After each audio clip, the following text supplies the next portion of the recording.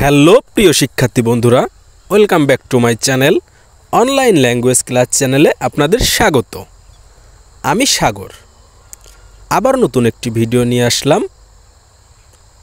আজকের ভিডিওতে থাকছে ইতালিতে রেস্টুরেন্টে ব্যবহৃত কিছু শব্দ শিখুন। তাহলে চলুন শুরু করি। আর আপনারা যারা আমার চ্যানেলে নতুন তারা অবশ্যই চ্যানেলটি সাবস্ক্রাইব করে রাখবেন। তো বন্ধুরা, আমাদের আজকের প্রথম শব্দটি রয়েছে প্লেট। হোটেলে বা রেস্টুরেন্টে কাজ করতে হলে প্লেট সম্পর্কে জানাটা খুব জরুরি। তাহলে প্লেটকে ইতালিয়ান ভাষায় কি বলা হয় এটাই আমরা জানব। প্লেট শব্দের অর্থ ইতালিয়ান ভাষায় পিয়ান্তো। পিয়ান্তো শব্দের অর্থ ইতালিয়ান ভাষায় প্লেট। এরপরে শব্দটি রয়েছে বাটি। বাটিকে ইতালিয়ান ভাষায় বলা হয় সিওতোলা। সিওতোলা শব্দের অর্থ বাটি। এরপরে শব্দটি রয়েছে কাপ। কাপ শব্দের অর্থ ইতালিয়ান ভাষায় তাজ্জা। তাজ্জা শব্দের অর্থ ইতালিয়ান ভাষায় কাপ। ছুরি, কলতেল্লো। কলতেল্লো শব্দের অর্থ ইতালিয়ান ভাষায় ছুরি। সকালের নাস্তা কালাজিওনে। কালাজিওনে শব্দের অর্থ ইতালিয়ান ভাষায় সকালের নাস্তা। দুপুরের খাবার বা মধ্যাহ্নভোজ ইতালিয়ান ভাষায় বলা হয় প্রঞ্জো। প্রাঞ্জো শব্দের অর্থ ইতালিয়ান ভাষায় দুপুরের খাবার।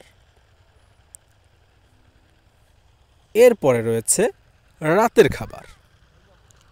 রাতের খাবারকে ইতালিয়ান ভাষায় বলা হয় সেনা।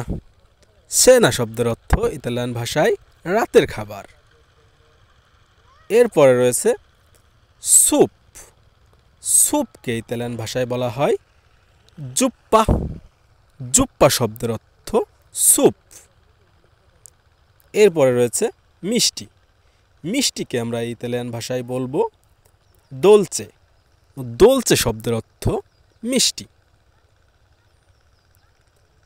তারপরে শব্দটি রয়েছে গরুর মাংস।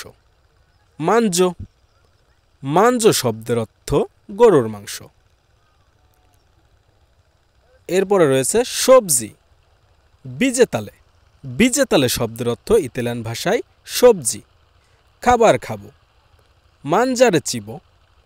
মানজারে চিবো শব্দের অর্থ ইতালিয়ান ভাষায় খাবার খাবো। এর পরবর্তী শব্দটি রয়েছে সস।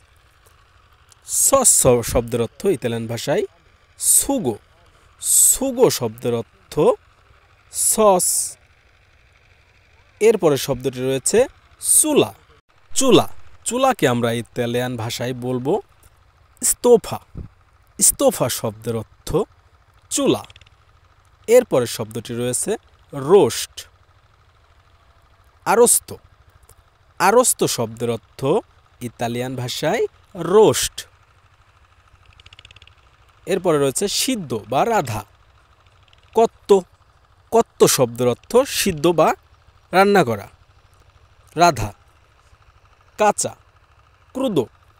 ক্রুদো শব্দের অর্থ কাঁচা। সকলকে ধন্যবাদ।